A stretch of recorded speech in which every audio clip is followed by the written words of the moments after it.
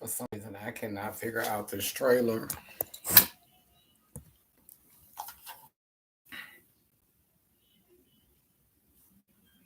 The Bluetooth device is connected successfully.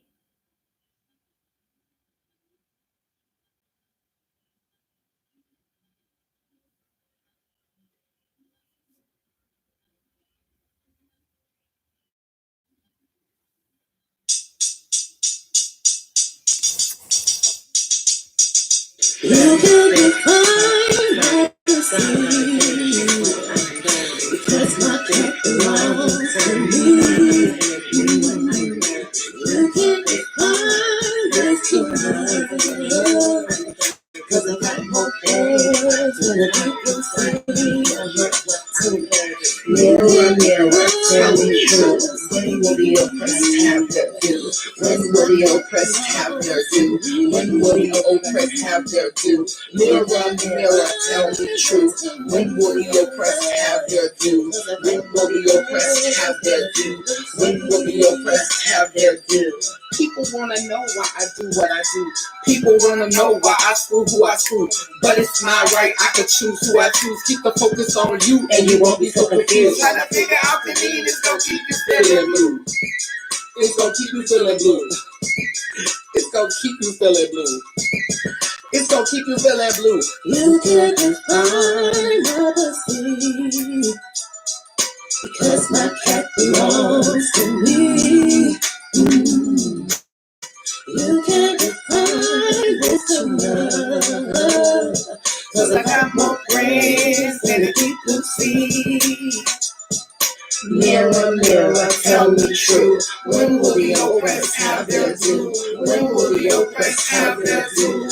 When will the oppressed have their due? Mirror, mirror, tell me true. When will the oppressed have their due? When will the oppressed have their due?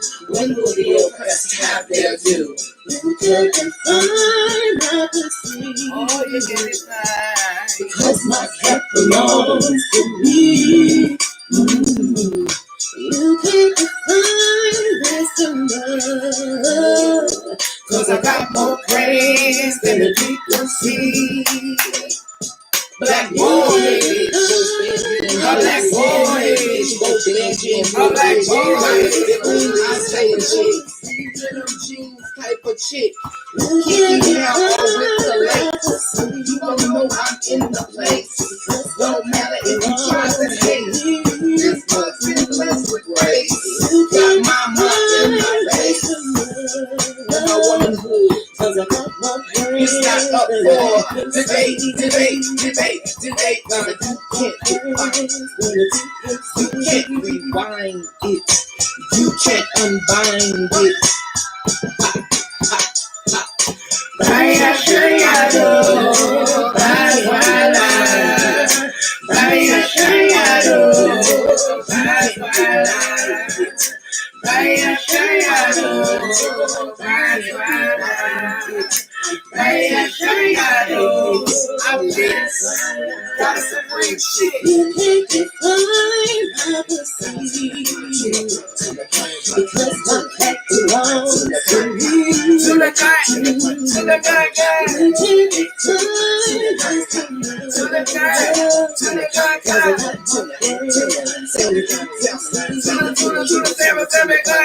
You can't define my pussy because my cat belongs to me. You can't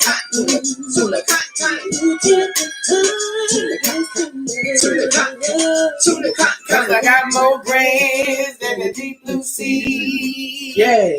Said I got more brains than the deep blue sea. Oh baby, oh baby. So before we get into the topic, I just want to basically talk about a few things that have been coming across my radar this week. Like this is just gonna be real quick, like updates. So I got a chance to get into Harlem, which is a series that stars is it Megan? Oh, I can't think. I know she played in East Bayou. But that was really good. I was really interested in the storyline.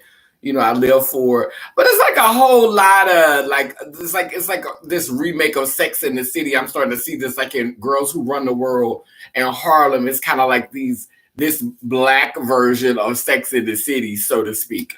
But I did kind of live for the storyline. One episode really stood out for me was when the lesbian character with the short haircut was dating this white woman, and the white woman told her that she was fetishizing white people because she would date white people. She would have sex with white people, but she wouldn't date them.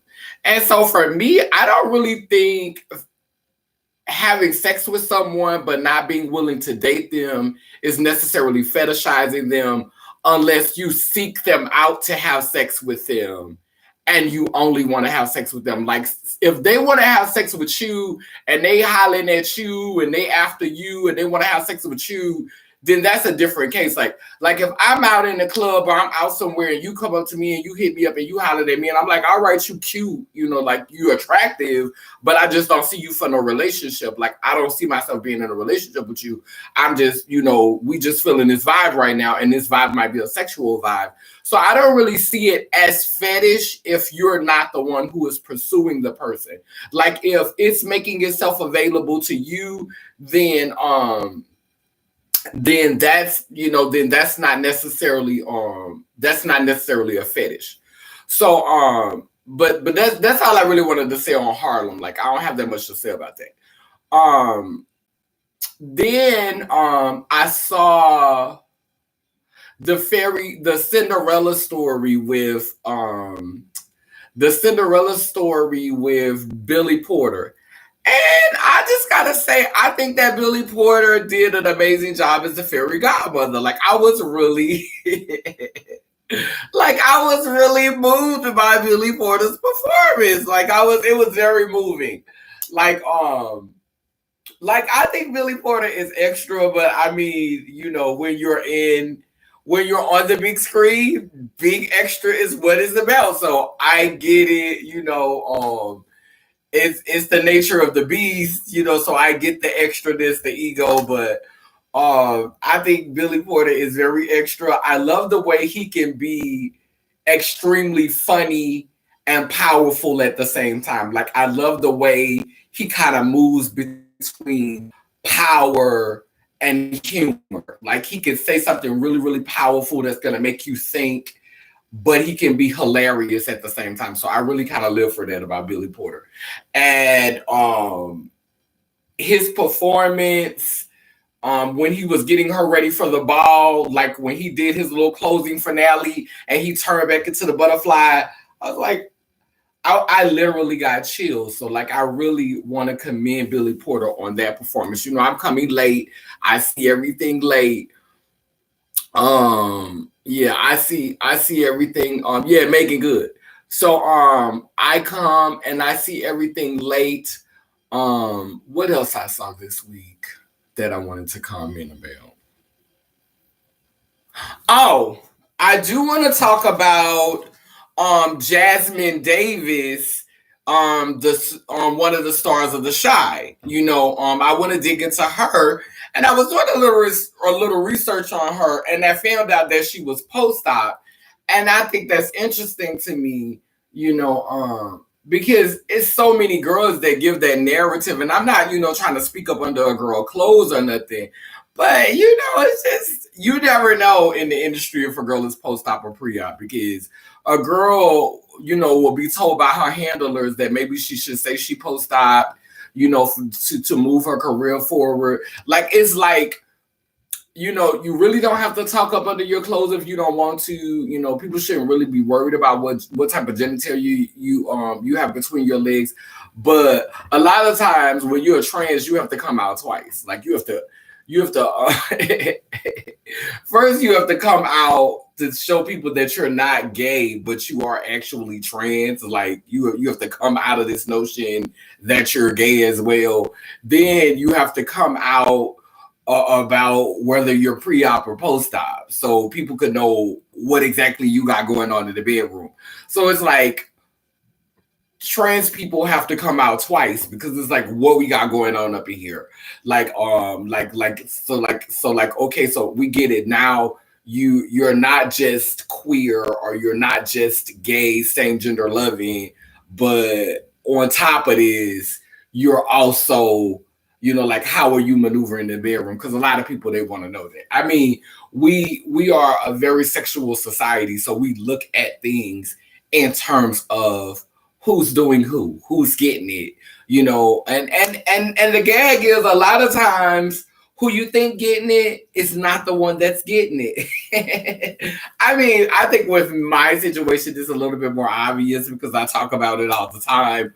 But a lot of times, you really can't tell who's getting it by how they choose to present. You would assume that because she's living her life as a woman and she's presenting this way that she is on the receiving end in the bedroom, but that is not necessarily true in today's society.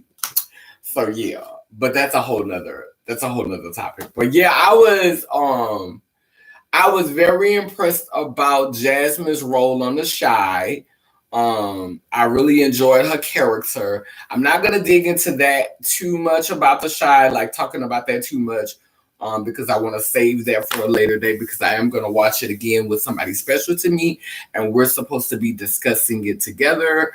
So yeah, I'm gonna save that Shy discussion for a later day. But what I will say right now is that I really enjoyed her role. Like I watched the entire fourth season a couple of days ago, and I was really really moved. I think that is one of the most moving um trans roles I've seen. I think that's really one of the most moving, one of the most inspiring trans roles I've seen.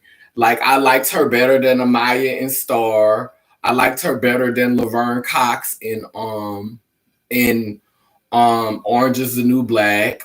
I liked her. The only thing that I didn't like was that she always had some type of straight hair up on top of her head, but she did have braids one time, even though there was some platinum braids.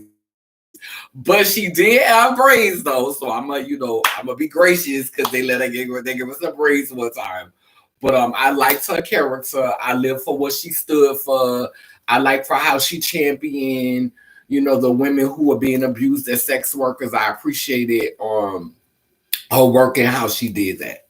So yeah, I really like the way they made her narrative. I'm always gonna, address the patriarchy and always gonna have a little issue with the patriarchy.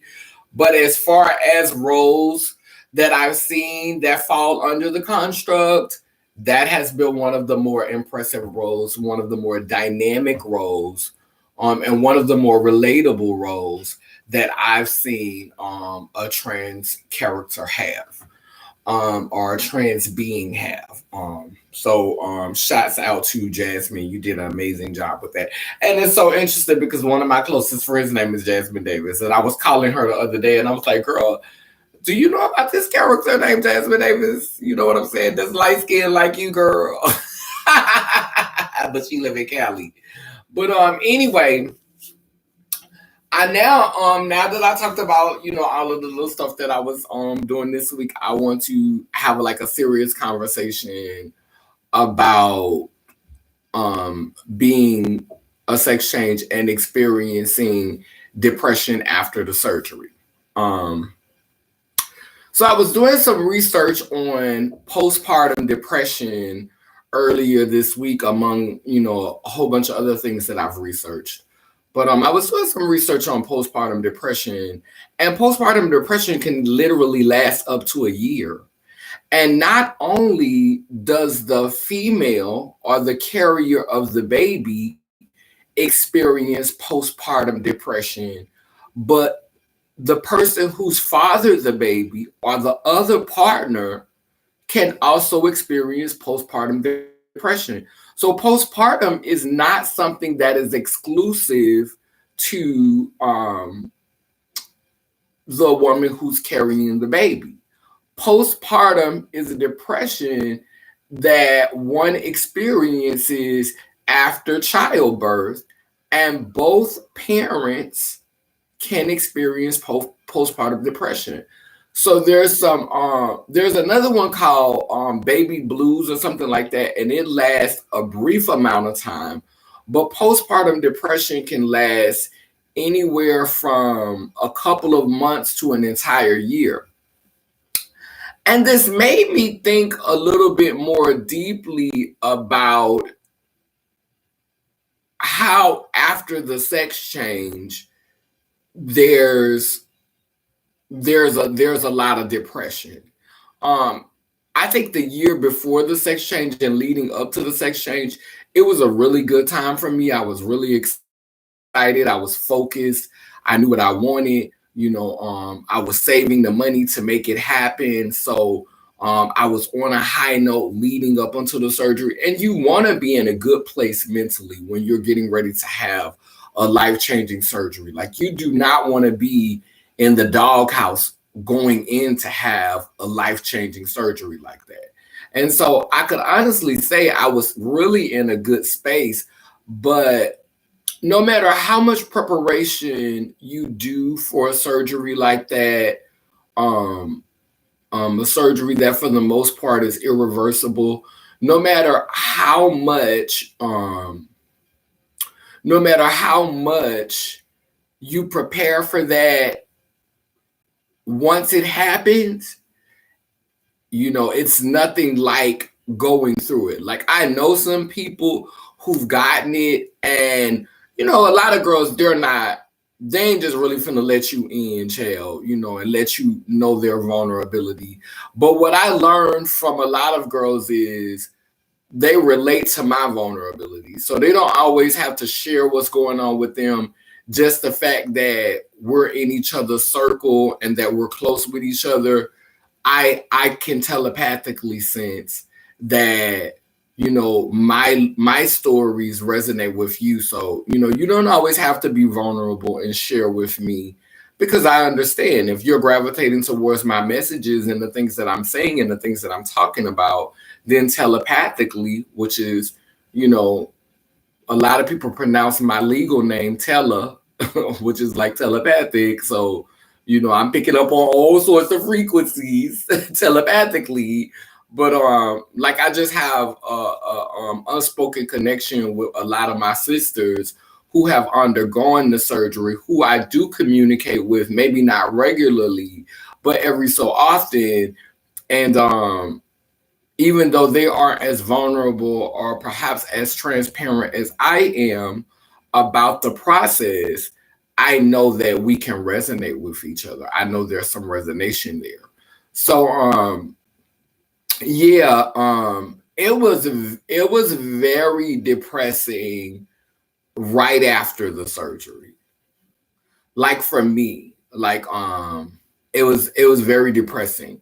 And when I hear more womb bearers talk about postpartum, because I haven't really heard a lot of their partners talk about it, the depression, the postpartum depression. But through my research, I found out that the partners can have um I found out that the partners can have that the partners can also have that. So yeah, hold on one second.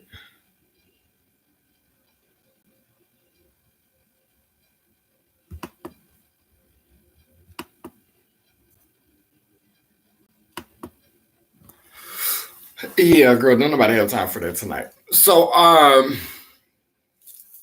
wow, this is too much for me. I mean, and I don't know why y'all feel the need. It's like y'all see the word sex in the title, and y'all just think that this is just like a place for you to just really come and give all that. Like we can't use the word sex without you thinking that this like, come on, robots. Like, really. Come on, robots.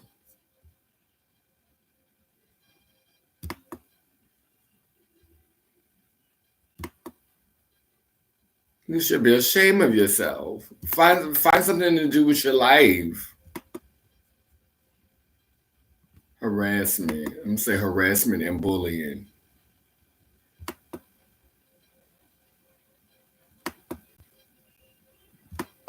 Harassing me.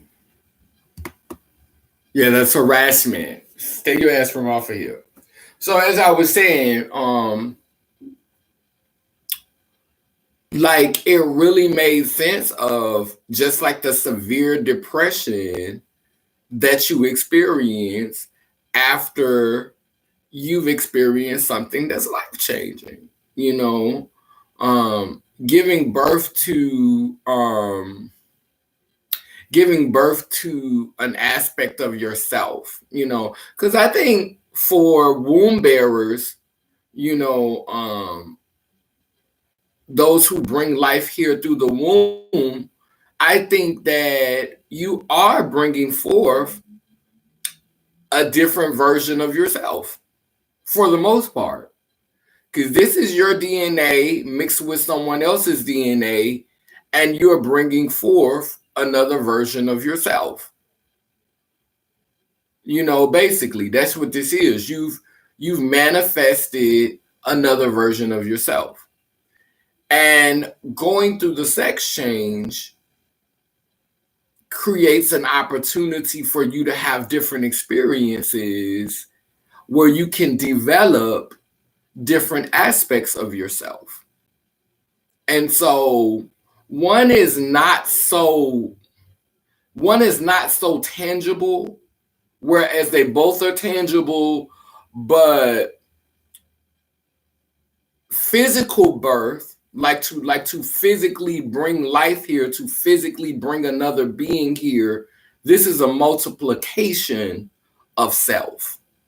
And so whereas with the sex change, it's not necessarily a multiplication of the physical self, but it's more of a multiplying of the dimensions of this self.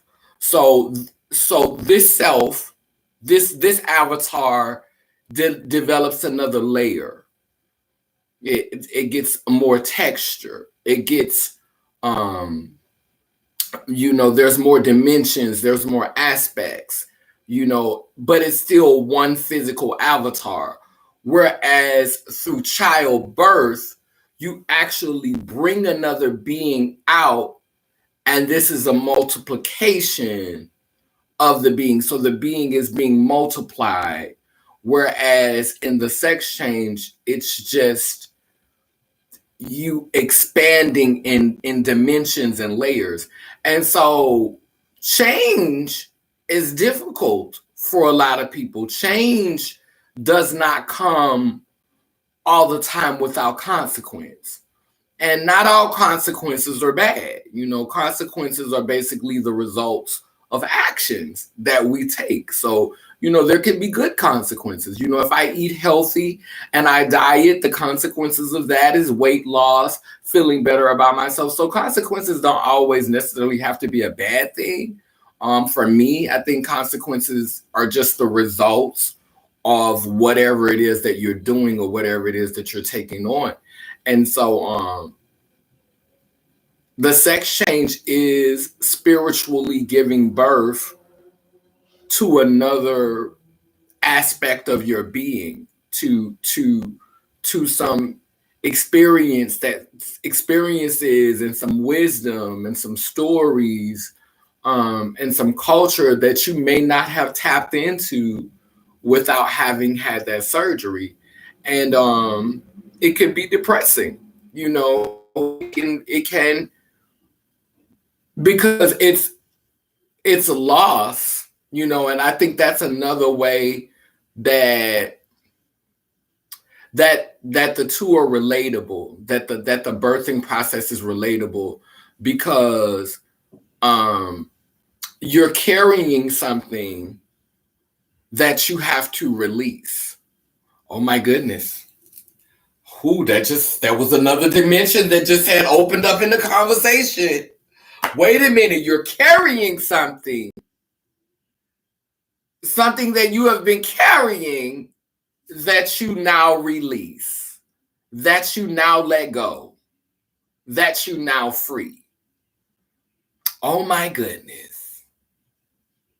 Hey, Parina. Yeah, so you're carrying something that you must now release, something that you have now set free, something that has been a part of you, something that you've had a journey with. Now, for a sex change, the previous anatomy you've been carrying a lot longer. And that's why a lot of girls, when they go to have the surgery and they can't get it done, or something gets in the way of keeping them from having the surgery, they say they miscarry. You hear a lot of girls say, I've miscarried. Every time I tried to have this baby, I miscarried. I couldn't carry this baby to term because every time she was getting ready to go and have the surgery, she was not ready. She was not, she was not. And many a times when you're not ready mentally, emotionally, then it's not going to happen for you. But that's not always the case, because, some girls then got the surgery and they was not mentally ready still. So, but I think that's another way in which it's relatable, is that there's something that's a part of you, something that you've carried, you have to now release. And so it's like something in you, like even though in a biological birthing process, when the womb bearer gives birth, she gives birth to a child and the child lives. So even though it's not alive inside of her anymore, even though she's not carrying life inside of her anymore, that life is now existing on the physical plane. That life, that part of her, that life that was inside of her is no longer there anymore. It's gone now. She's no longer carrying life inside of her anymore, because now that life is moving amongst us on the physical plane. So whereas with a sex change, this part of your anatomy that was alive, it is now no longer alive, because once the doctors start cutting on you, some flesh dies and some flesh lives. And our skin and our muscles and those tissues are all living organs. Our skin is like our biggest living organ. So all of that skin and all of that flesh down there that is not used, and that doesn't survive, it dies. And I can remember, I don't think I've ever told this story before, but I can remember right after I had my sex change, like a week after I had my sex change, I went to the ocean because I love the ocean. I love the water. I've had some of the most. Yeah, I'm at the call back. I'm live.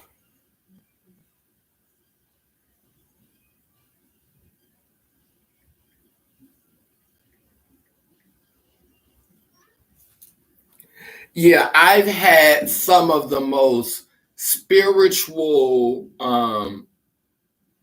just like some of the most profound revelations. Wow. I've had some of the most profound revelations while I was, out on the beach, or while I was out, in the water. So, and I also believe that the ocean is a healer. I also believe that the water is very, very healing. So, I like to go to be in the water because the water is very healing for me. So, immediately after I had my sex change, I went to the ocean and I sat in the water. But if something is not right, the ocean is going to tell you, the water is going to tell you, it's going to kill what don't need to be there. If it's not strong, it's not going to survive. The ocean water is going to kill whatever is not supposed to be there. So I had an extra wall or extra layer inside of me. And it was kind of devastating. But it was kind of exciting at the same time, because and I'm gonna be honest, and it amazes me like how you always hear, like, and this is no shade to all gay men. I'm not saying all gay men do this, but it be mostly gay men and hating dudes who do stuff like this. Be talking about how women's vaginas smell and talking about how it smell like fish and all this type of stuff. So, me, always wanting to have had a vagina, and I don't think that I have a lot of sisters and I have a mama and all that. I've never smelled their vaginas. Like, I've never been sitting around them and got a whiff, and smelt no vagina. Like, I never smelt an offensive smell. Now, I've been in the bathroom and I smelled like, when a womb bearer is on her cycle, or when a womb bearer has PMS. So I smelled that smell, that blood smell, but not necessarily just a waft of some, offensive coochie. So, but growing up, you always heard, like gay men or messy men who we knew was in the closet, drag for women's pH balance, talking about females' vaginas. And, for a while, the stuff was funny. But when you grow up and you just realize, again, like I said in other videos, how awesome the vagina is. I'm like, girl, I don't give a damn if I got to have a little sushi smell going on, girl.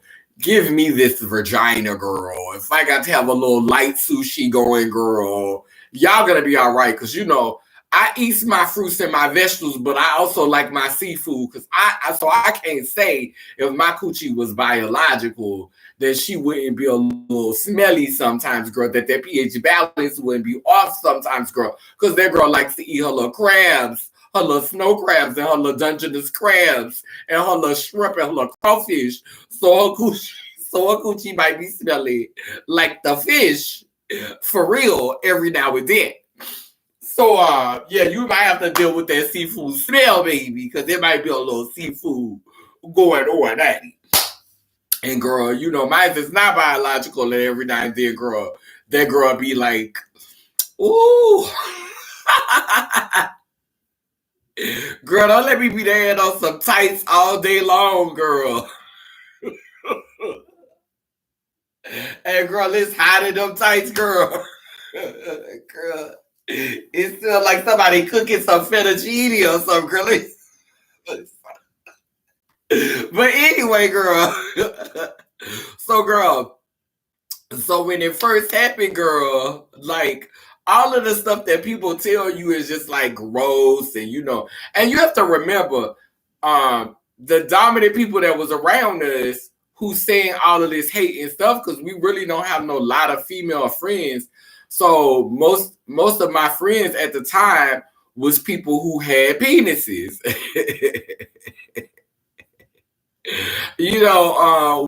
Was people who had penises.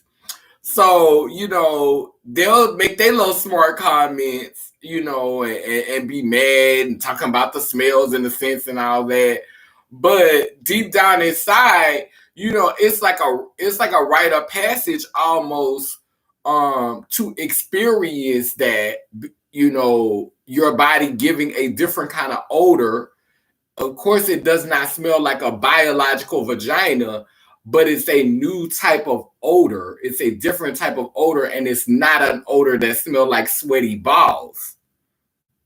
It's not an odor that smells like booty hole. It's not an odor that smells like fecal matter.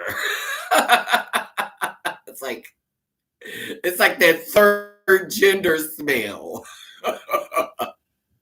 It doesn't smell quite like vagina, but it doesn't smell like musty nuts either. It doesn't smell like booty hole. It's another scent. So, when I first got that smell, oh my goodness. So some of my skin, one of the layers that the doctor had put in beside me, and I don't know if this was supposed to be like some extra lips or something that got messed up. Girl, I be, like I said, I be looking at these vaginas, girl, and I be like, why mines don't have that, girl? Why mines don't have this? And somebody said in another video, they said, why would you watch something if you know it upsets you, or if you know it's gonna make you feel like that? I think that's with anything in life. You know, we're gonna watch things that are gonna challenge us. We're gonna watch things that are gonna make us feel uncomfortable.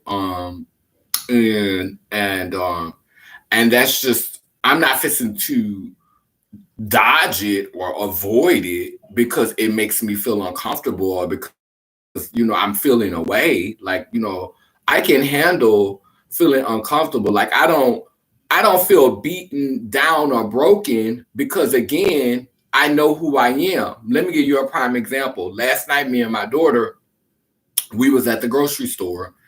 We was going to pick up something from the store. So a handsome dude, he said he was 100% Moroccan, and he was very handsome. And he was in the store, and he went to flirting with us. But then when he figured out that we weren't, biological womb bearers, he had an issue with it. He said, "Oh, y'all niggas," and he bust out laughing as he was walking away. And I loud capped his ass, because first of all, I'm my mother and my father. That's what he got from me. I'm whole. You're the halfling. Let's be clear. I'm whole. You're the halfling. Like when somebody say, "Oh, you a nigga." No, you're trying to reduce me. And when I told him he was a halfling, he thought I was talking about him being light-skinned.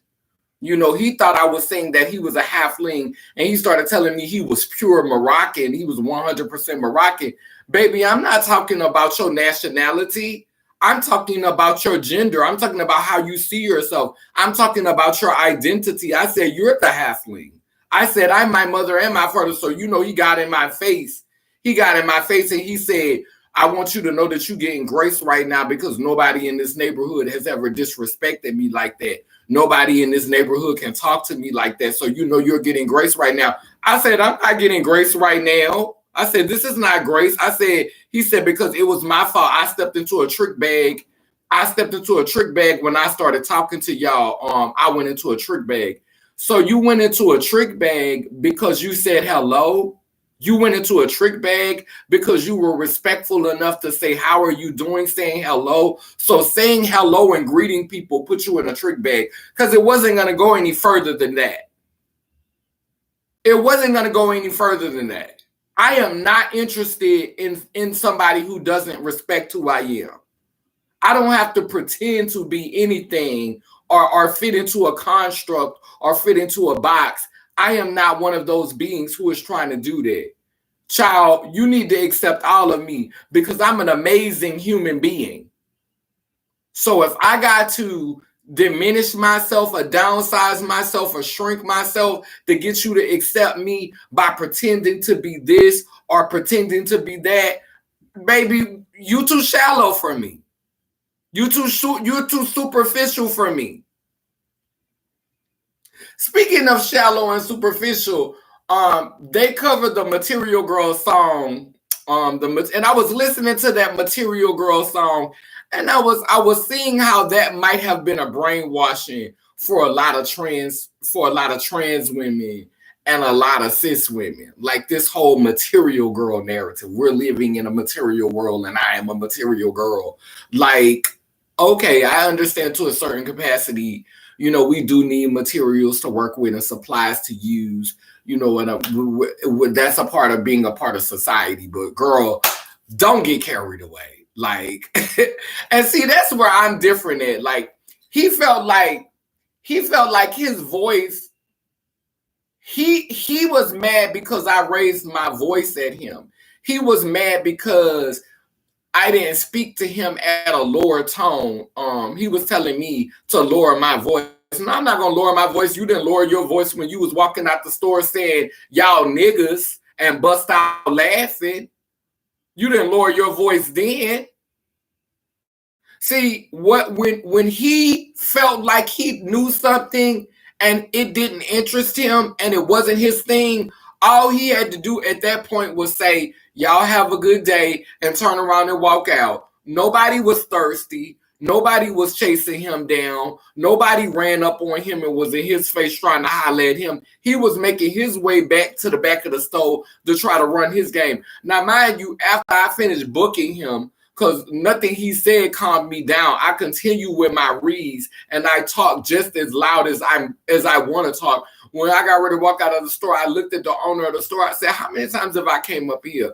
I said, have y'all ever had any problems out of you? Mind you, the owner of the store had flirted with me, told me, because I told him I was trying to go on a diet and I need to lose some weight. And the owner of the store was like, your body is perfect just the way it is. You don't need to lose nothing. So the men in the store already live for me. The cooks behind the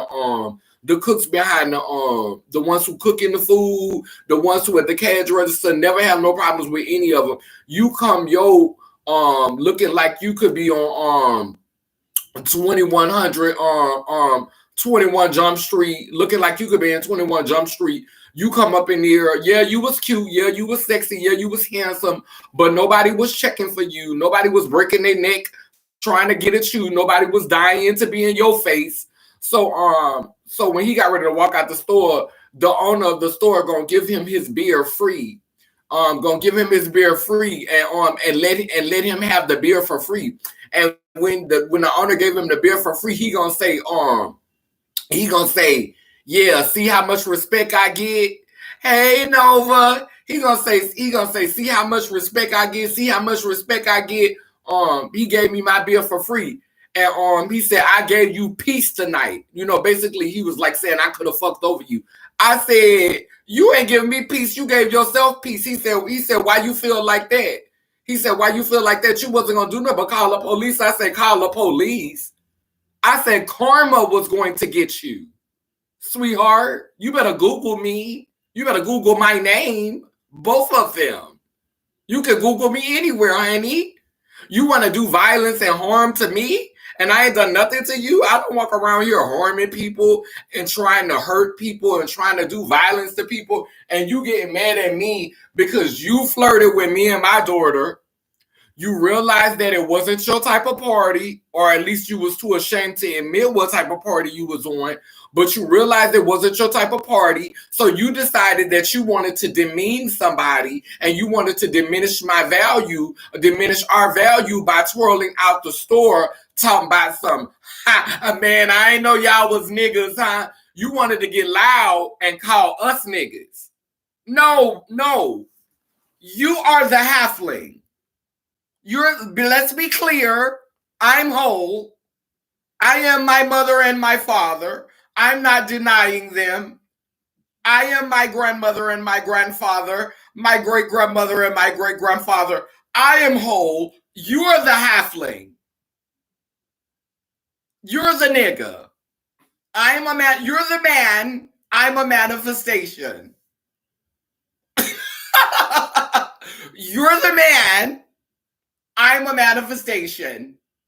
You're the nigga. I'm whole. The fuck? That motherfucking play with me. And he was evil because he wanted me to sit there and argue with him about being a woman. He wanted me to argue I was female. He wanted me to get real docile and get real quiet because he had spooked what he thought he was doing. He thought he was spooking somebody's tea. No, you're not spooking anybody's tea. I'm not ashamed of my being. I'm not ashamed of the frequency that I'm on. I'm not ashamed of the frequency that I vibrate on, boo. Girl, I'm not ashamed of what I channel. You got me fucked up. I'm not ashamed, honey, that I celebrate my foremothers openly, honey. I'm not ashamed of that. Honey, I give a life. I give honor. I give praise to the mother and the father, honey. Yes, ma'am. And when I walk out in public, honey, I am a tribute to my female ancestors, honey, even without being born with a vagina, honey. I do them justice, honey. I don't be out there on the block, honey, trying to bring down the legacy of black women, of females and all of that. Girl, no, I don't carry myself like that. Now, have I done some shameful things? Have I had my moments? Have I done some things I'm not proud of? Yes, I have. Yes, I have. Have I been involved in a gangbang? Maybe one. Yes. I've done some things I'm not proud of. But I may not be who I want to be, but I'm not who I was on yesterday. Amen, amen. Wait, hold on. Girl, who is Hitler 9000 with the vomit things? Let me go ahead and remove him because I don't know what he talking about. We can report you as harassment and bullying. Cause see, I got time for it. I got time for it. Yeah, I got time for it. I got time for it. Ow. Now, what does Beverly Francis keep writing the comment text for? Does she want me to block her too? I tell people I'm pregnant with possibilities and I'm birthing myself a new part. Come on now, being pregnant with possibilities. True, it needs air. I have the same issues. You can only breathe at home. Girl, I have on a dress with no underwear in a minute. Girl, I will have on a dress with no underwear in the summertime. That's what I got on there. Girl, and I sold my little dress, girl. I sold it, girl. Yeah, that's why she look rushed. Not too much on that seam, girl. I rushed her. Girl, not too much on that seam, girl. Not too much on that seam, girl. Yeah, I rushed her. It was a rush job. Get off my seam, girl. Get off my seam. Get off my seam, girl. It was hand stitched. It wasn't no sewing machine. Get off my seam, girl. Get off my seam.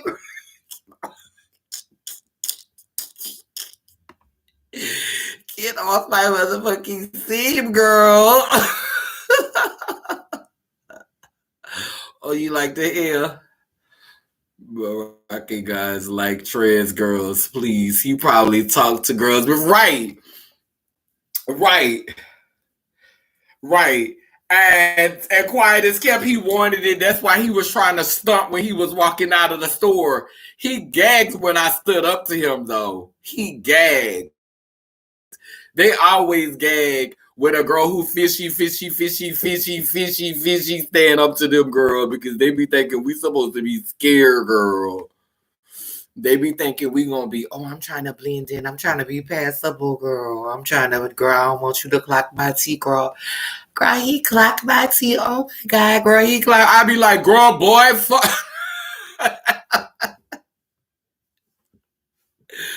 Girl, I go off, lady. People always say I'm in a male. People always say I'm a male on the phone, and in person sometimes it's male energy, although Bourne says, okay, some of us carry two energy. This is true. It's whole. Call wholeness.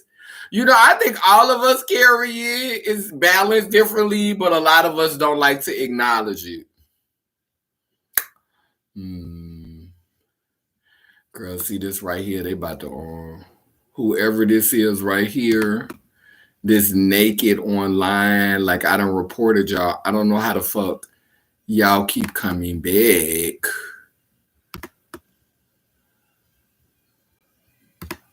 Like y'all literally keep coming back. Like how the fuck you keep coming back on here? Like what's that tea bill? Yeah, but I'm looking at, sex changes in the industry, and like so many of them lie, and say they sex changes. Like I heard somebody tell me that Laverne Cox was a sex change, and I ain't trying to talk up under her skirt, but girl, I'm not really buying that, girl. Girl, I just in my soul, girl, I just don't think that I could believe Janet Mock is a sex change, but I'm just not really buying that lady Laverne Cox is a sex change. Unless she on some type of testosterone or something. Like, I'm just not buying that this girl ain't got no penis no more, girl. I think it's still dick in them there draws. You know how I say it's gold in them there mountain? I think it's still dick in them there draws, girl. But they try to say Miss Laverne. They try to say Miss Laverne Cox. They try to say Miss Laverne Cox had a sex change, girl.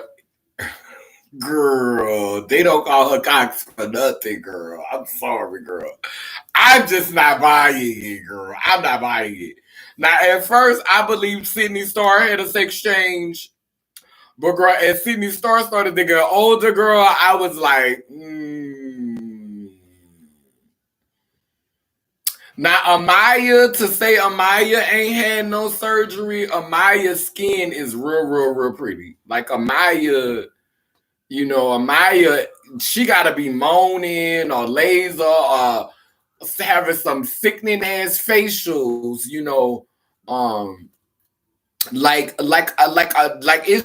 it must be the money, with some girls, because if you got enough coin, you ain't even really got to be moaning like that. They gonna keep your skin together. Your skin gonna be glowing, and your skin gonna look like you've been moaning. But you could get into a girl arms. You could get into a girl arms, honey. Now, some girls do actually go to the gym, but most girls, you could get into their arms and you could tell, what's going on.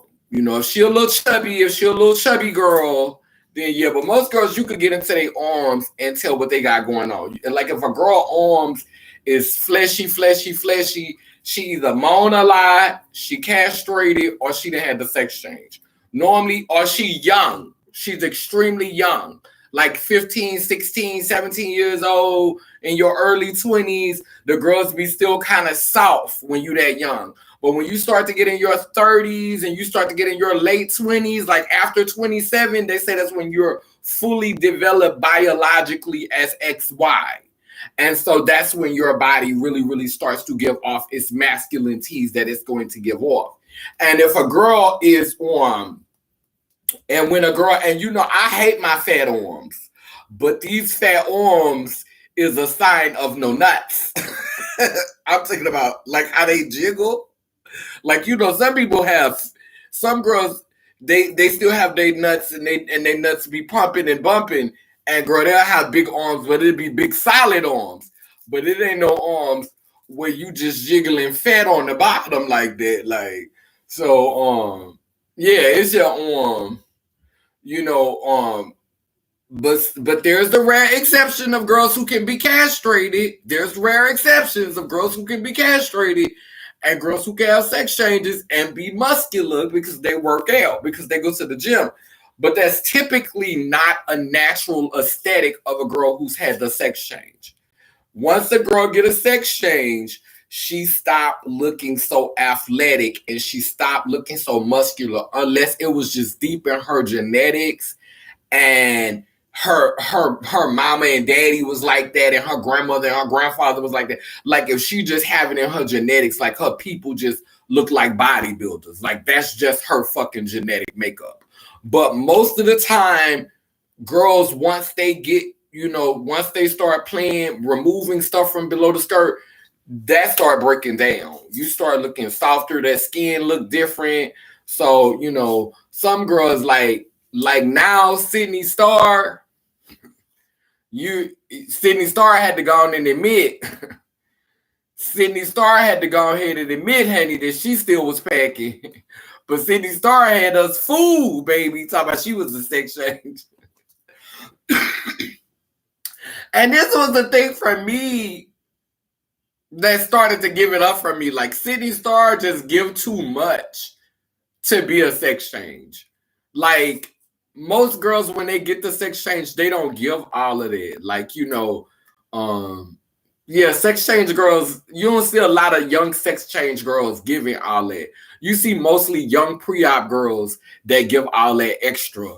I'm, like even with me, like even though I've done, like I'll do some sexy stuff, I'll do some thottish things, but it always have to be a point to it. It always have to be creative or art or storytelling. Like it has to have a deeper meaning. I don't just get butt naked just to get butt naked. I'm not just gonna send you an ass shot or pose and take a sexy picture, and it's not gonna have a story that's gonna make you think of something to go with it. So like sex changes tend to be they tend to have a few more layers. It tends to be a little deeper.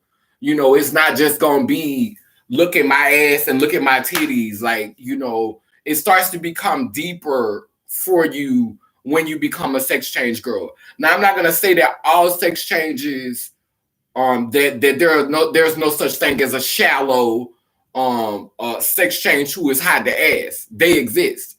But most girls, when you are pre-op, you be really on that thigh shit. You be, because that testosterone is talking to you, that nutsack is pumping and bumping, and it's saying, yeah. Let me tell you something. When I got my orchiectomy, because I got my orchiectomy 10 years before I got my sex change. When I got my orchiectomy, I used to stomp out on the streets with high heels on, booty shorts, motherfucking long, wet and wavy hair, lashes, half naked. I wasn't scared. I wasn't scared of no nigga doing nothing to me. I was looking for the shit when I had my nuts. I used to go out there looking for the shit. I used to go out there like I was fucking Spider-Man, like I was some type of superhero. You know what I'm saying? Or but baby, after I had my orchiectomy, after I had them testicles removed, and them testosterone levels started lowering in my body, I was like, I started hearing thoughts in my mind, and they was like, ladies don't dress like that. What if somebody rape you? You out here looking, and because it started to look, because I was starting to look real fishy. Like I was starting to look in the mirror and started to see, this glow and my body breaking down and getting softer. And, I was really starting to give off this woman of God, like this virtuous woman look. And I was like, oh no, I don't want to be out there prostituting with her. Like, I don't, like, that's when I started struggling with, like prostitution and sex work and all of that. I was like, and females, and like, I was going to like these female support groups, and like the girls in the female support groups, they was like, welcome to our struggle.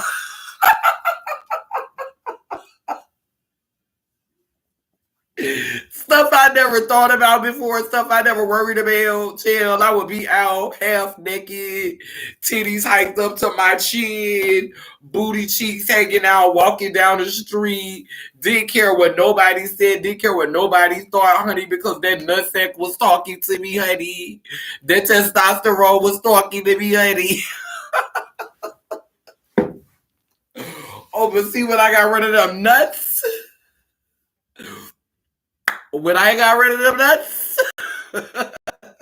the testosterone levels dropped. I said, ooh wee. Girl, I started dressing like I was going, like I had a Sunday meeting to go to. Girl, I started dressing like I had a Sunday meeting to go to, girl. Girl, I started dressing like I had to go meet Pastor.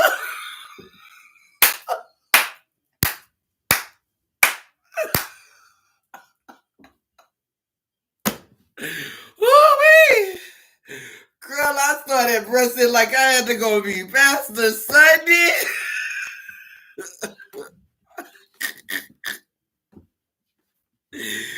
Girl, and look, they put females on hormones too, so they wear y'all out. Chill. I started dressing like I had a Sunday meeting to go to, girl. And it wasn't until I got my sex change that they introduced me back to testosterone. Cause see, when I got ready to have my sex change, my testosterone levels was so low. Baby, they put me back on that testosterone. Oh, when I got back on that testosterone, and then the weight started dropping off again, I started to lose weight and stuff. Oh, baby, she was back on it, baby. She had got confident and cocky again, baby. She was in her late 30s or early 40s, honey. She started giving it again. She started giving you a little booty short again. She had dropped that weight. She was slim. She was giving you them belly tops with that bald head, with that booty, with them short booty shorts on. Yes, ma'am. All that ass up in them jeans. It was a nasty old Chloe moment, honey. She was feeling her Chloe, honey, after she got reintroduced into the testosterone. And I'm not gonna lie, like now I'm getting older and I can handle the testosterone better. I ain't gonna tell you no word of lie. Girl, I mix my testosterone with my estrogen. See, when I take my testosterone and my estrogen, I already know what she about to give. The first week I don't really feel nothing. The second week, that's when I start getting them urges, girl. Okay? That's when I start getting them urges, girl, that second week, girl.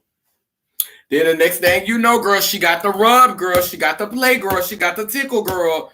And girl, I love to watch videos, you know, where black females be getting their coochie ate, girl. You know, that's my thing, girl. I like to watch, you know, them, you know, like squirt a little whipped cream on her coochie, girl, and eat her coochie, girl. And while he eating her coochie, girl, I be up in here.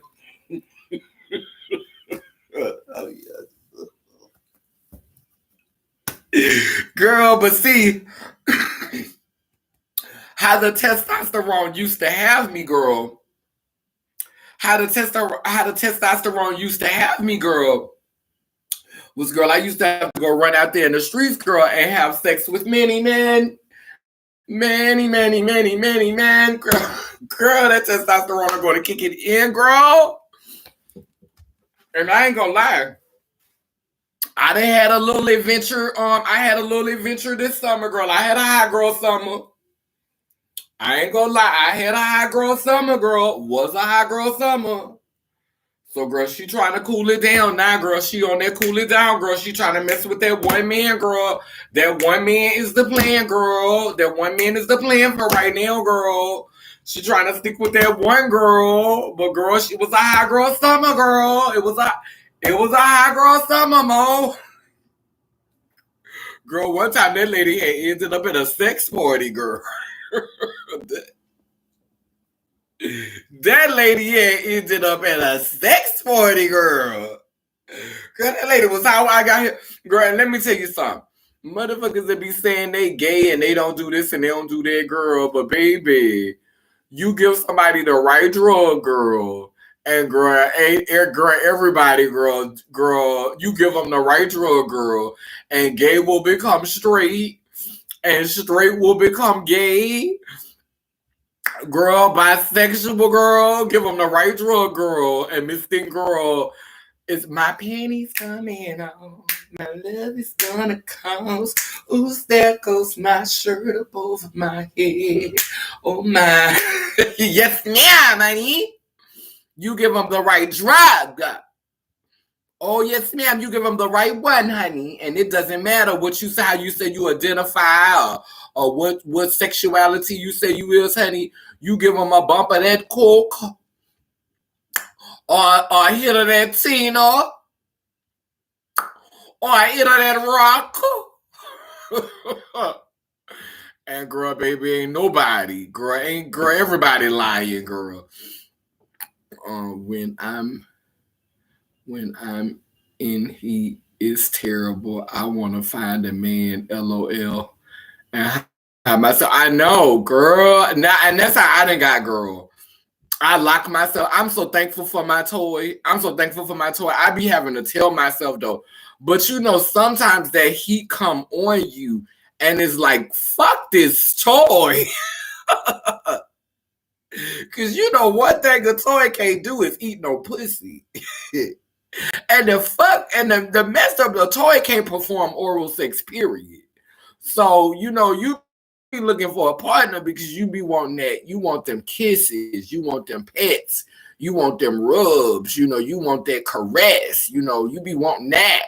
And you ain't getting that, and that's what you be wanting. You want that caressing, you want that rubbing, you want that kissing. And that toy gonna beat it out the frame, honey, but it ain't doing that, baby. That toy can stroke you, but that toy can't rock you. Oh my goodness. That toy can stroke you, but that toy can't rock you, baby. And some nights you need to just be rocked. Can I say that? You need to just be rocked. Girl, I started liking toys when I got my sex change, girl. I will shove a toy in me in a minute, girl. I never did like to put them in anally, though. I never was. But, baby, I know some people who could take 20 inches in they cakes, baby. I done seen some dudes who could take inches. Baby. And baby, pull that thing out, honey. That thing done been all in the intestines, honey, and ain't a drop of shit on it. Not one turd, honey, that had 20 inches in your booty hole and put that thing out clean. Go ahead. Oh, wait a minute. I like it better when I can control the doses of testosterone. Yeah, I put and like as a sex change, you can control the doses because pre-op you can't control your dose. And I mean, I don't like having to be dependent on synthetic testosterone. Let's be clear. I'm gonna hold space for that truth, but it is what it is. Because I could not handle, having a fully functioning penis. I just could not. My hat's off to girls who could deal with having a fully functioning penis. You wake up in the morning, honey, that shit hard in your panties, that shit hard in your drawers. You waking up with the crows and that shit going, and you got a hard dick in your drawers at 6 o'clock in the morning. Girl, I can't do it. I could not. I was definitely born with the wrong sexual parts. I do not miss waking up with them hard-ons. I do. And I used to get erection at all the wrong times because I like to be in control. So, child, I could be yelling at an animal or fussing with somebody, scolding a child, and my piece would be hard. Like, this is, like, why is my piece hard right now? This is disgusting. So I just had so many, like, there was so many other logical reasons why I wanted to have a sex change. Not just because aesthetically I felt more comfortable with a penis and I resonated more with my foremothers. It was just logical reasons. Like I got erections at all the craziest times. I'm like, I am not interested. I am not interested in being erect right now. This is just not working for me. I don't live with, because baby, my piece got hard every time the wind blew.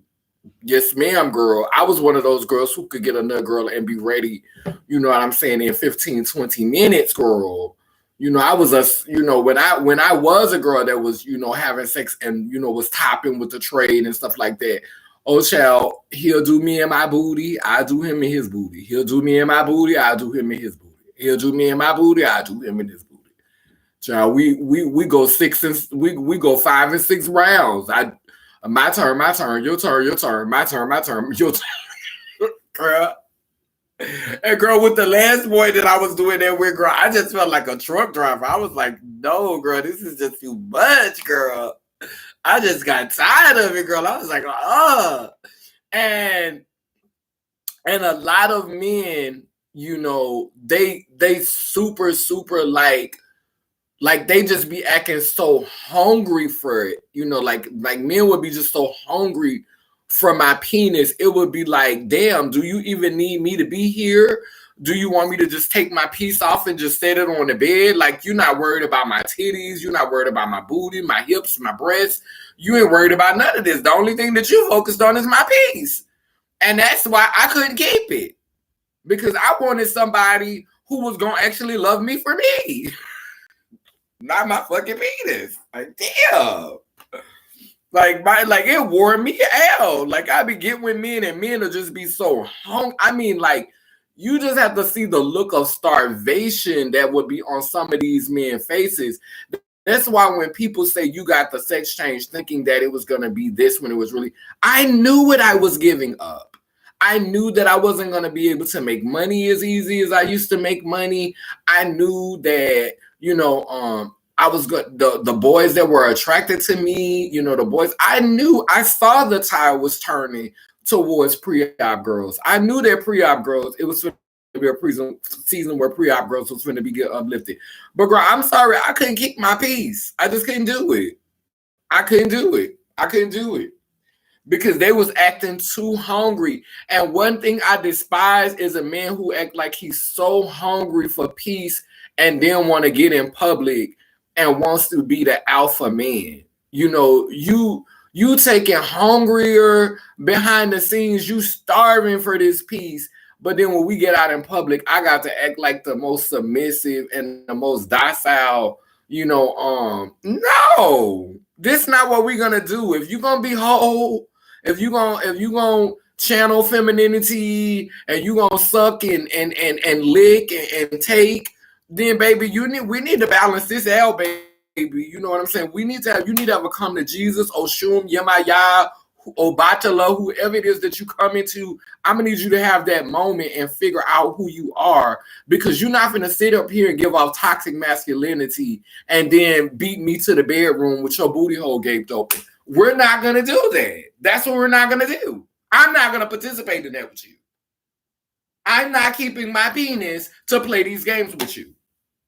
So you can walk around just because you give off a cute male aesthetic, just because you're attractive to look at and you give off a cute male illusion, but you channeling more feminine energy than me, then you want me to respect you and submit to you and be your beard in public. Then when we get home, I gotta tear your cakes up and I got to fuck you like a truck driver. No, I'm not doing that. I'm not here for that. Nuh-uh. Buy penis.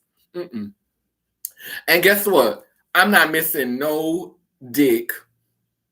I'm not having no trouble plucking nothing. The biggest problem, I think when I first got this change, the biggest problem that I went through was doubting myself, because confidence is what attracts people. You can have a little bitty penis so small you can't put it in nobody. And you can have somebody that love you. You can have a pussy that's so tiny you can't even take no penis.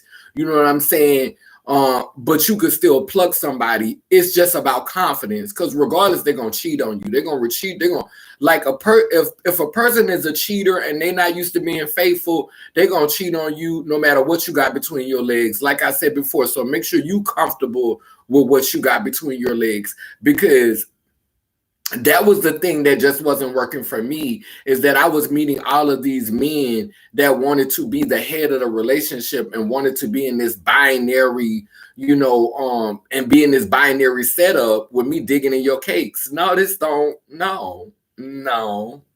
Like, and I mean, I commend girls who make it work. I know it's binary girls who pre-op, who, dick their husbands down, and it's a normal, traditional, what they consider to be him still to be heterosexual. They still make justifications and say all that. No, that's for y'all. That's not for me. I'm not finna be diving up and down in this man cakes. This man not finna be yakking on my piece, and then we gonna be out in the religious community, and we're gonna be both praising Father God, King Jesus together because God is made in your likeness and you're the man. No, no, no, I ain't got no dick for you to suck. I say it on my profile. I say, if you're looking for penis, I don't have anything for you to suck. I like penis in me, not on me. I like penis in me, not on me. I don't have any dick for you to suck, but I can strap down and put that thing on you. But I don't have anything for you to suck here, because I hated feeling like I was just a penis. Like a lot of girls will sit up here. These men don't really care if you have breasts. All these men care about is that you put that wig on to walk behind their hotel door. A lot of these men, long as you got a wig on, long as you got on a dress, long as you got on a wig, a dress, and some high heels, you can be built like a swimmer. You can be built like a tennis player. Like you could be built like a male tennis player. You could be built like a quarterback for the 49ers. Long as you put that wig on, long as you put on some heels, maybe have you some nails done, maybe throw you on a little lash. You can have a hairy back and you could look like you play for the 49ers. They don't care about no titties. They don't care about none of that. That piece hard, that piece work. And see, I saw that's where it was going. See, when trans people started to become accepted, like a lot of men was pushing for that because they was tired of sucking dick in the shadows. They was tired of sneaking around and freaking around. So they was really pushing for, the pre-op girls to be getting accepted. That's why every time they willing to go to bat for a girl, she always have a certain aesthetic. That girl that give off that fantasy trans woman, that porno star transsexual, that girl that look like she do porn. So that's why they was uplifting certain narratives, because it was their season. These men was ready to be able to give head in the light and get pounced in the light.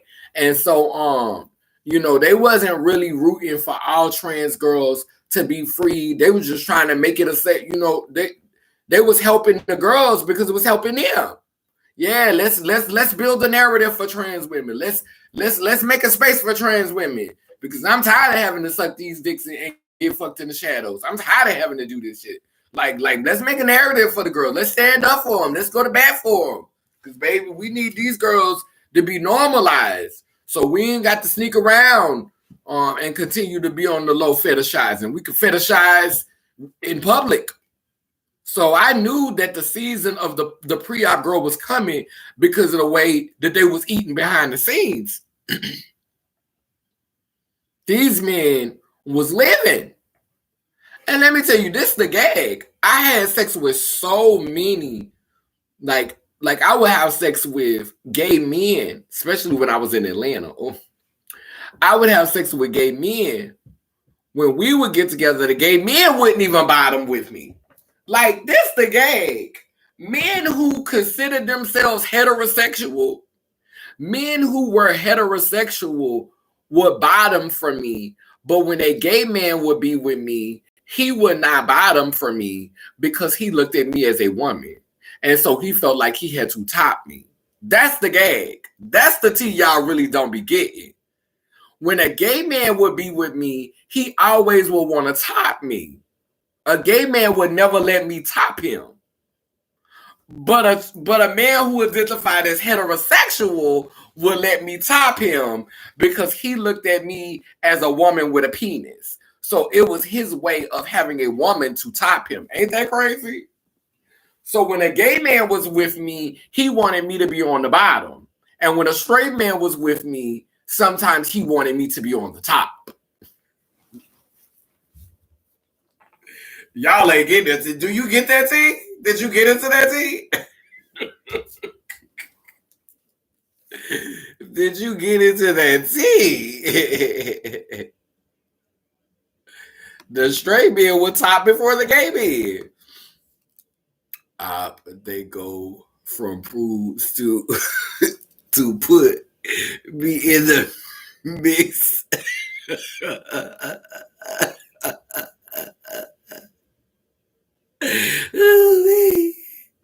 They go from prudes to put me in the mix. Okay. I don't like toys. Right, ain't nothing like a person. I prefer the real thing. Okay. Yes, honey. I take the shots. I do a little bit of mix. The hungriness turns me off all the way. Ooh, we like a hungry man. Oh, like when they be Starving for dick? And that's why I'm glad. Like, I don't, now what I deal with is the booty bandits. Because, you know, when the pussy ain't deep enough, that's his excuse. Because I've had men to come to ejaculation with this shallow pussy. Like, men be coming to ejaculation. But he'll swear, oh, I can't get no nut. Oh, it's hard. Oh, I can't get no nut. Oh, can I have some booty? Like, then you have them walk through the door. As soon as they get through the door, oh, booty. Oh, booty. I mean, like, he just going crazy for booty. Like just a booty bandit. Like, he thirsty for booty. And see me, I'm 44 years old. I ain't no child no more.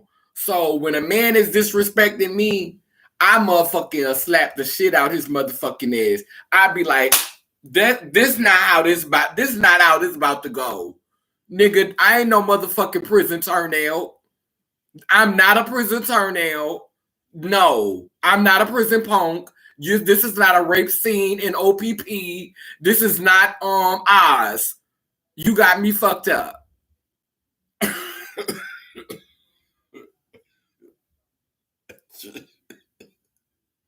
Trying to grab me. I hate this.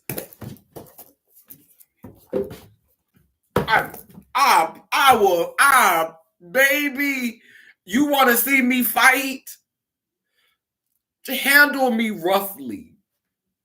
See, we gotta get to know each other first, especially if that's our first time hooking up. You ain't finna run in on me and just take me from the back and all that. No, bruh. No, I feel played. No, I feel played. We're not. And I deal with that from time to time. I meet men who give off booty bandit vibes. Like they'll be on some goddess, I worship you. And then when it come time to get that sex, you done bypass. You ain't even tried to suck no titties. You ain't tried to eat no snatch. You going straight for the booty hole. You straight for the back door. And you turning me over, handling me. You tripping. Nah, it's about to go. It's about to get ugly up in here. And I do lay hands. I don't know why I attract the type of partners that I be sometimes in the bed fighting with. You ever had one of them partners, y'all in the bed and they playing with you and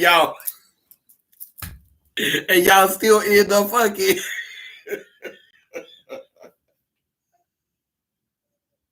Please don't make me look like I'm just by myself. Somebody gotta be like this with me. Don't make me be like this by myself. Girl, you ever had a partner? Y'all fight right before y'all have sex, girl. Y'all. What the fuck? Hey, girl, y'all still end up having her. Girl, I don't know why I attract them type of dudes, girl. Like they won't get mad at me, but you ain't finna handle me rough. You ain't finna be handling me rough. You ain't just finna be handling me any kind of way. Now I still want this dick, but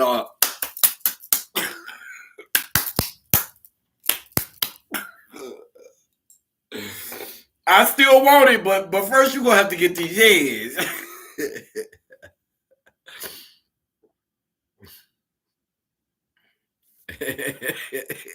You alone. Kinda hot but toxic. Hello. Yeah, it is. It is. I can't stay in relationships like that a long time. Cause it is toxic. Yeah, not long term. But you know what? Those be the people that be together for 15 and 20 years. Like those literally, the toxic relationships be the ones that last a long fucking time. I mean, I run from them, but the toxic relationships be the ones that last a long time. I like a little drama every now and then. Okay, that makes it exciting. Drama is the spice of life. They want to turn rough in the bed so they can cause a scene. Right. Like you trying to handle me and treat me like some prison turnout. No, boo. This is not. And it was so funny because I've been watching this I was watching this series called The Great. And it's about this girl who becomes the empress of Russia. She's from one of the other European countries, but she becomes the Empress of Russia. And I connected with her character so much because when the guard came inside to try to have sex with her, she told that motherfucker, she said, this is not how we're gonna do this. Wait, hold on, let me see if I can play it.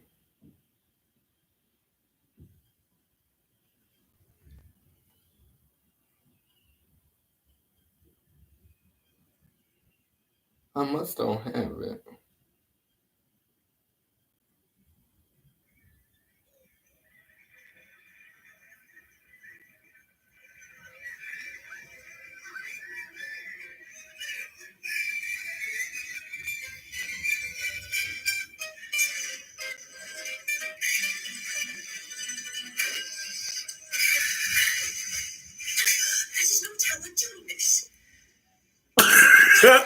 Wait, no, wait.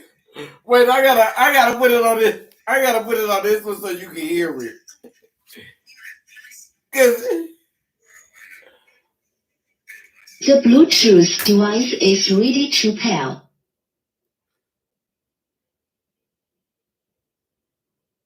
it really gave me like I The had a Bluetooth device is connected successfully. Right then. This is done. You may go.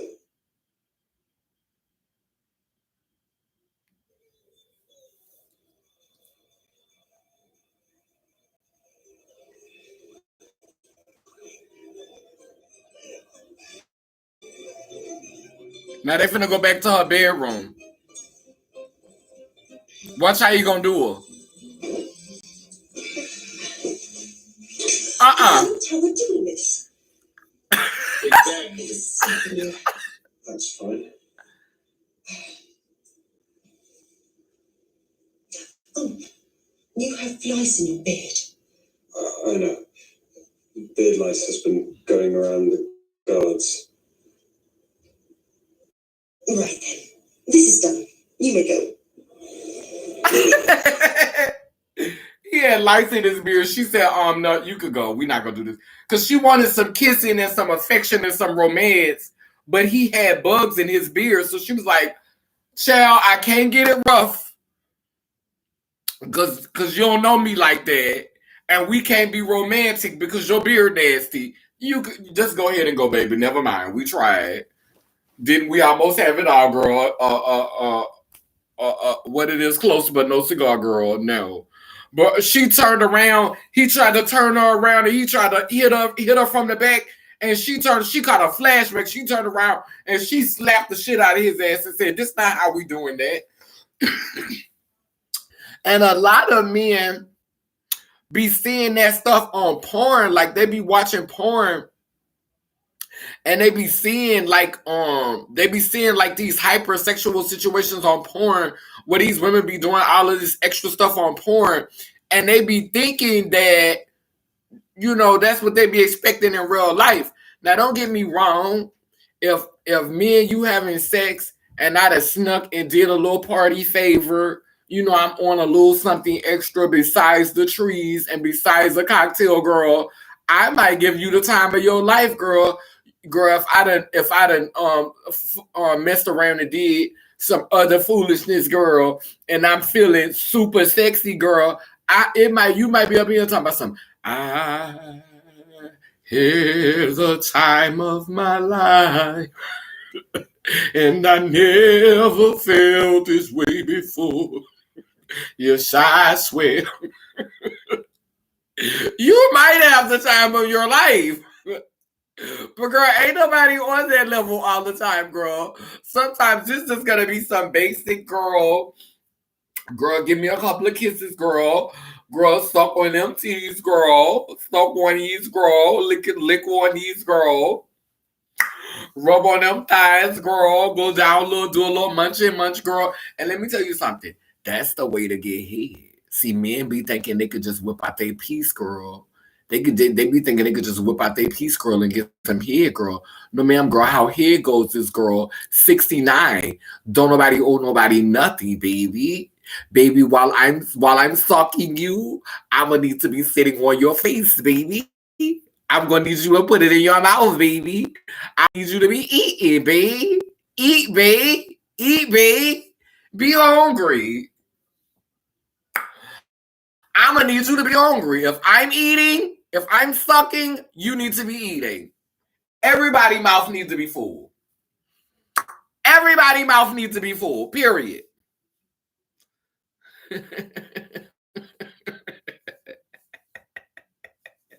Wanting to be extra, exactly.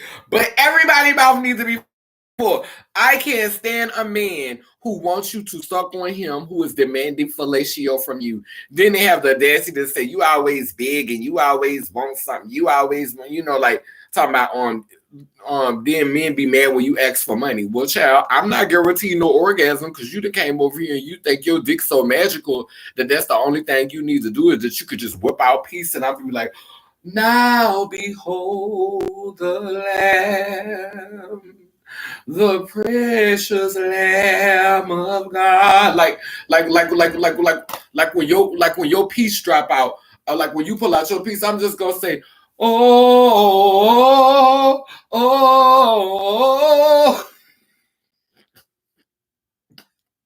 like we just go.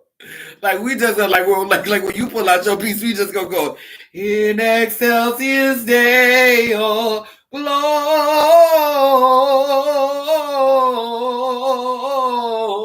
Gloria in excelsis Deo. Like when you pull out your piece, we just gonna say, fall on your knees. Oh, hear the angel voices, oh, night divine. Like we just go, hallelujah. Like we just, like, cause you pulled out your neck. Like, no. I need you to do something free.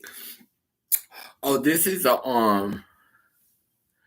y'all, can you see it? I don't know if you can really see it because of the light. But this is a lamb bone. This is a piece of lamb, a bone from a lamb that I ate. And I decided to paint it. You can't really get into the colors. But yeah, girl, I painted that, girl. I wanted to acknowledge the lamb that I ate, so I put it on my altar. And I prayed over it. And tonight I painted it. Yeah, it's a really, it's real pretty. Like, but this is actually from a shoulder of a lamb. And I've been eating lamb. I've been eating like red meat. I'm finna stop. Like I'm finna do like a 2-week red meat fast. But I wanted to acknowledge the lamb. So like sometimes I'll take like food that I eat. Sometimes I make earrings out of chicken bones and turkey bones. Like I'll wash them off, let them dry out, then file them down, and then just like do stuff with the bone. But this is like, and I think that this is a beautiful, it's simple, but yeah, so I made the dress and I styled my hair.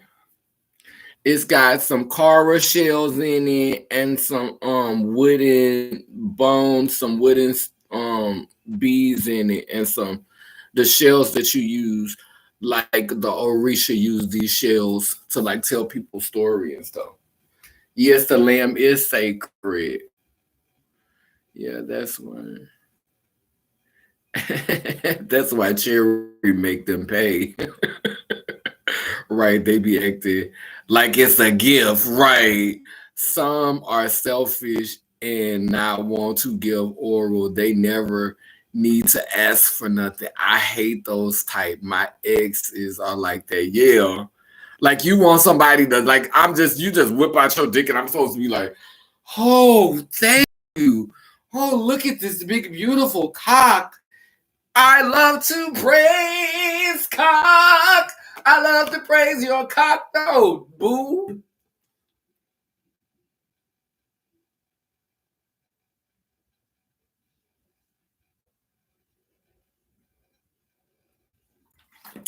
Ain't nobody put down here to worship your cock, to worship your peace. Yes, girl, I love it, girl. It took me 3.5 hours to make this wig, girl. It took me 3.5 hours, and the dress was my project today. I cut her and put on my mannequin yesterday. She was easy to sew though when I put on the mannequin. Like it would have took so long without my mannequin. Like I literally just threw this girl on my mannequin and I was like, yes, yes, yes. Nice design and everything. Thank you. Yeah, so yeah, I was feeling my Kaneen Mafa for this live. Which hell, I've been on here an hour and a half. But yeah, I wanted to talk a little bit about postpartum depression. I'm probably gonna do another live Sunday. I think I'm gonna do another live Sunday. I'm still trying to figure out how to put my intro video at the beginning. Cause I try to open it, like I try to do it a little earlier, and I don't know what the tea is, like what's going on, like cause I'm trying to figure out how to put my entry video on there, but it's not letting me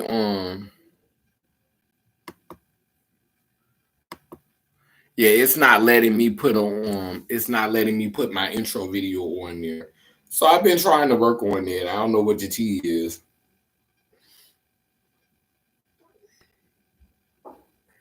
Yeah, chill. But yeah, so we're gonna talk more about the other stuff with we're gonna discuss Jasmine Davis some more. We're gonna talk more about the shy. That's gonna be a conversation for a later date. And yes, I am still gonna launch the website on Patreon.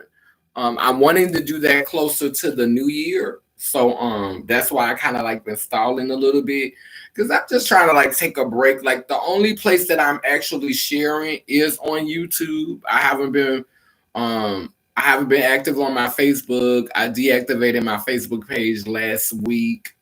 So my Facebook page been deactivated about 7 days. Child, she's gonna stay deactivated for a little while. You know, I'm just having my me time. Just taking care of myself. I've got an interesting live video that is going to be coming up soon. I'm gonna tell y'all after. I like to move in stealth on certain things, but after I get it done, then I'm gonna come back and I'm gonna do a video talking about that. So I'm probably gonna do a video Sunday night, and then I'm gonna do another video maybe Wednesday or Thursday. And I'm gonna have like it's gonna be a really really exciting video, something like really really to talk about, and I'm probably gonna be really really passionate about this topic because this is serious. You know, this is a topic that I have not been addressing, but I will talk about it next week at some point next week. Yeah. So let me light a candle.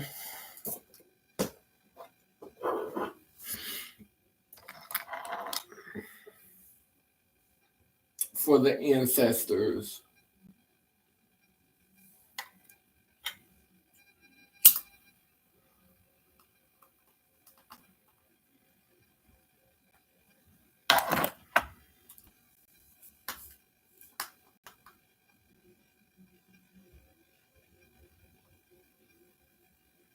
So we light this candle to acknowledge the ancestors who have transitioned this realm today and every other day since we've been away from our altars. This candle acknowledges past, present, and future, the true Trinity. our ancestors who were here, our ancestors who are here, and our ancestors who will come. I've been following Dane Calloway. I don't know if y'all know about him. I just ordered one of his books, so I'm waiting for that to come. If you haven't had a chance to check out some of his content, you should.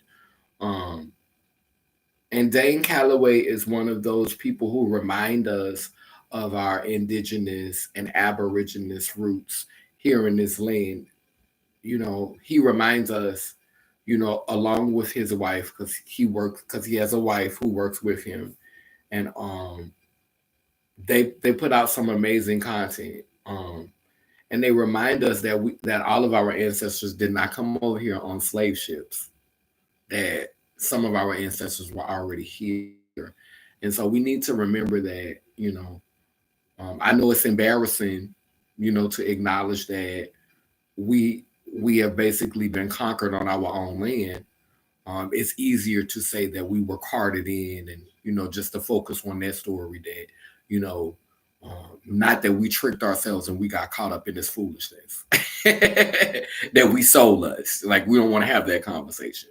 It's easier just to say, "Oh, we came in on slave ships like cargo," But all of our ancestors did not come here on slave ships. Some of our ancestors were already here. They were conquered, they were captured, they were tricked, they were erased, and lied to.